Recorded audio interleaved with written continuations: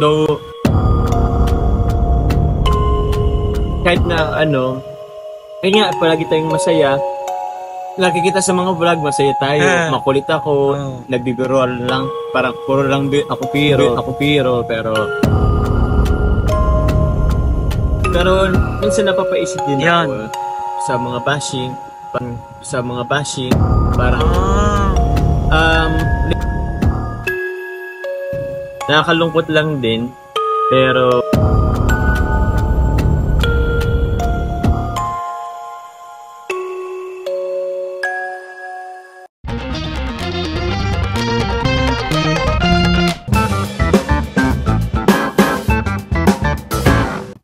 what's up guys? Ito po ang dati kong school. Yung school ko po yan. Sino ba? Si Kuya Jen, saka si Kuya Nel. Jen din. Wala lang, share ko lang. Dito tayo ngayon sa Siomai Street. Kasama si Papa Dan at Joms. Kapit na, parang pogi yung dalawa ngayon ha. Haggard na bro. agad na nga tayo. Alas 5 na eh. Galing tayo ngayon sa vlog. Sobrang init pa. Oo, sobrang init kayo na, promise. Grabe yung nag-commit niya ako, puntang SM, grabe, pero ang init. Buti na lang mabait yung tricycle driver. Kapagod. Oo, pagod bro. Bro, kumusta Joms? Pwede ba kita Joms ma-interview ngayon, Joms? Sige lang.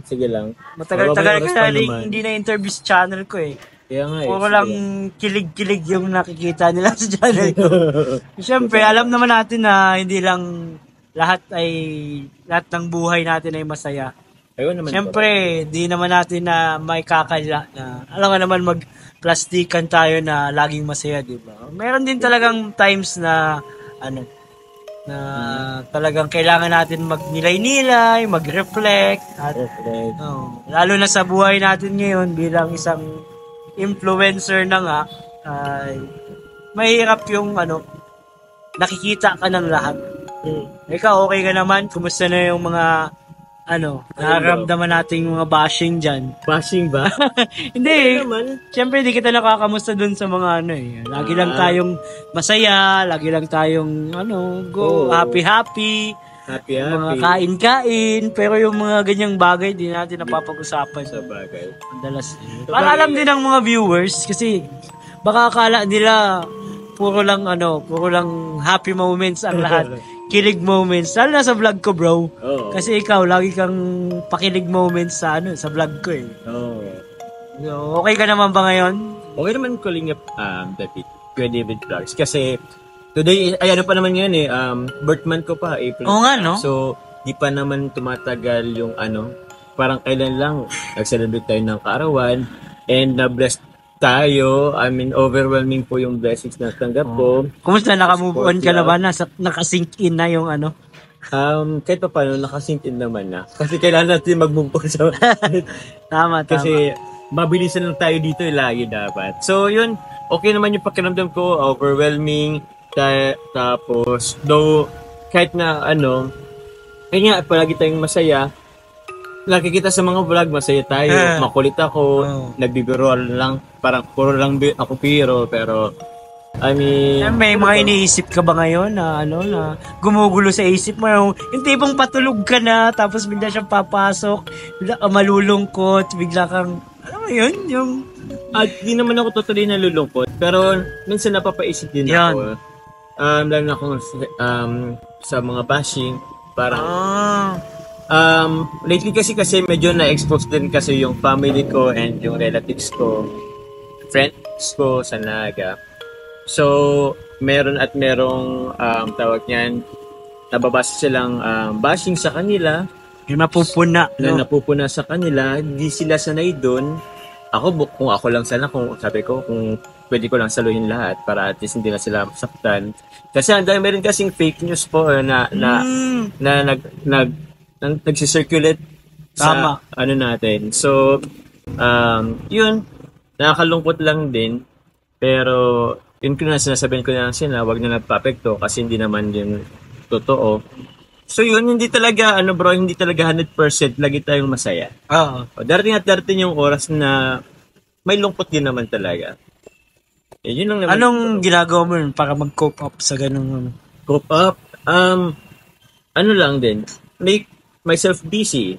Tapos, ano naman na social media? I mean sa mga comments. Madalas hindi na ako muna nagbabasa ng comments. So, or ini-ignore mo na lang yung alam mong makaka-apekto sa'yo. Tapos kung halimbawa, parang doon feeling ko ang daming comments na negative, iniwasan ko na. Parang gano'n. Tama. Sabi nga nila, kung ang problema ay walang solusyon, wag problemahin. Wag problemahin. Kasi hindi mo naman sila makokontrol kahit anong gawin mo, as in, kahit sino pa, kahit si Kuya Bal pa. Hindi, kung magsasabi sila ng hindi maganda, hindi talaga. Kahit nga pinakamabuting tao, kahit nga si Jesus, may may basher, di ba? Basher, ang Diyos. So, yun lang yung mga gumugulo sa'yo ngayon kung ikaw okay ka lang i-bash, no? Pero kaya ko naman. Kaya mo. Pero yung inisip ko lang, yung mga mahal ko sa buhay, naga, sa nabwa, talaga. Pero kaya bro? Kakayanin. Para sa mga viewers natin. Oo naman. Kasi, huwag tayong po-focus dun sa mga taong naninira sa atin. Focus tayo dun sa mga taong napapasaya natin, nakakapag sa atin, inspire sa atin. So yun, natutulungan natin. Saka mas marami sila kaysa dun kaysa dun sa mga gustong sumira at naninita, namumuna, no? Ang ratio nga 100:1 di ba? So kung konting lang sobrang konti. Oo. Grabe ang So okay ka ba naman ngayon sa Kalingap? Very okay bro. Oo. Wala ka naman balak bumalik na sa Naga for good. Nabalik tayo sa Naga kasi meron tayo dun beneficiary din. Meron. So yun, pabalik-balik. Medyo hassle, nakapagod kung tutusin, pero kung alam mo naman yung purpose mo, klaro din naman sa'yo, yun, parang, hindi rin, pag nakatulong ka din kasi, nawawala din kasi yung pagod. Saka buti na lang dyan si Coffee. Buti na, thank you rin po pala, siyempre, sa mga sponsors, sa mga sumusuporta po sa akin, sa amin, andyan si Coffee, yan. Kasi, laking tulong din naman talaga. Paras kayo ni Dan, selfless din no? Lahat naman tayo sa Lahat naman tayo, kahit nga din naman ikaw. Isa lang naman din ang ating, advocacy.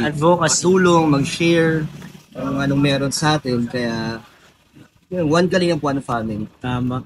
Nag-share tayo ng adikain. Siyempre, sa pangunguna ni Kuya Bal at ni Rap. Salamat bro. Anong mga message mo na lang sa Kalingap, sa mga supporters, kila Kuya Bal, kila Rab? Siyempre, kasi napasalamatan una dyan si God, pasalamat tayo sa kanya. Pero yun nga, sabihin ko ulit, hindi ako magsasawang ulit-ulitin to. Papasalamat ako kila Kuya Bal, kila Ate Edna, kila Kalingap para kasi kung di naman talaga sa kanila, wala ako kung anong natatamas ako ngayon, anong nagagawa ko ngayon. Siguro inisip ko, baka nag-push din akong mag-vlogger, charity vlogger, pero mabagal. Parang gano'n. So dito, ang daming blessing, ang dami tayo na inspired na tao. Kaya yun, maraming maraming sa inyo, asa matubang na family. Tapos yun nga, sa Kalingap Partners, sa K-Boys, sa mga kasama natin sa Kalingap Pro, maraming salamat. Kasi kung hindi rin naman dahil sa inyo, hindi naman ako, alam mo yung tipong, siguro nang napapa ako hanggang ngayon. So with the help naman talaga ng ninyo, kaya tawag niyan, kahit papaano is naging okay yung ko dito, pag-study dito sa Suportahan tayo dito. Suportahan. Sino yung nangangailangan ng support, ng guidance, ng favor, ng mga lahat tayo nandyan para sa isa't isa. Bro. Sabi nga nila, no man is an island. So kahit mo talaga kailangan mo talaga ng makasama or karamay, mga tropa, nagpapalakasan, parang support ganun. Support system po. Ayun. Salamat bro at ngayon lang kita na interview ng ganito. Pero wait lang po bro, yung nagpapasalamat ko rin lahat ng sumusuporta sa akin. Baka makalimutan ko, may magtampo. So yun po, Jomcar 18 community. Yun, Fanatics, Jomcar Forever, Jomcar Global. So yun, bukod po, alam ko meron pa kayong mga ibang GC or Yun, tapos syempre kay Carla lalo na kasi tawag niyan, andun yung ano din, laki din naman talaga ng ambag ni Carla sa ating buhay naman talaga. So, kumbaga, paano ba yung sabing ano, parang yun nga, swerte kami sa isa't isa. Oo nga, no? Oo. So, bro. So, yun. And yun, sana magtagal pa yung ano natin, banding, kahit na madali na matapos yung bahay mo. Oo. Tuloy lang sana yung ating pagsasamahan, pagkakaibigan, at alam kung saan patuloy. Alam na natin yan. Alam na yan ng mga viewers, bro. So yun, thank you, bro. Thank you very much. Thank you. Vlogs, sana ay nakatulong naman yung interview natin, no? Para, at least, minsan ay maganda yung ilalabas natin yung mga saloobin natin na hindi nating madalas na babanggitin. Salamat, bro. God bless sa inyo. At sa mga viewers, grabe.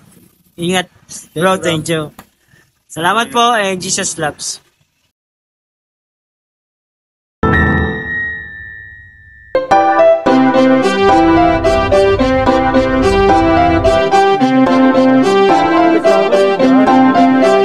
Pag-asa ay matatanaw at hindi ka maliligaw kay Kuya David Vlogs. Kuya David Vlogs, maliit pero malaki ang puso para sa kapwa, masiyahin at kaibigan nyo. Mga kalinga, laging nandyan, umaraw man o umulan, basta merong nangangailangan.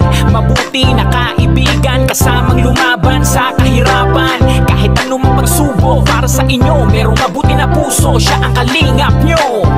Handa gawin ang lahat para sa kapuspalad, at sa pagtulong di magsasawa, masiyahin at matulungin. Talentado, mabuti ang puso, maaasahan kahit saan walang iwanan.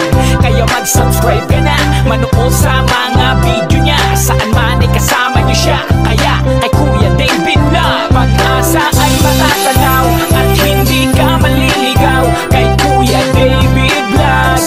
Kuya David Vlogs, maliit pero malaki ang puso para sa kapwa, masiyahin ang kaibigan nyo. Mga kalinga, pag-asa ay matatanaw at hindi ka maliligaw kay Kuya David Vlogs. Kuya David Vlogs, maliit pero malaki ang puso para sa kapwa, masiyahin ang kaibigan nyo. Mga kalinga, masayahin at magaling makisama, mabuting kaibigan kahit may pagkakwela. Palagi nandiyan kapag kinakailangan, mabuti ang puso, palagi siyang maaasahan. Talentado at mapagmahal sa tao, mga pangako niya hindi ito magbabago. Kahit anong mangyari, lagi lang siyang matatag. Cute, mabait, kaibigan din ni Kuya Rab.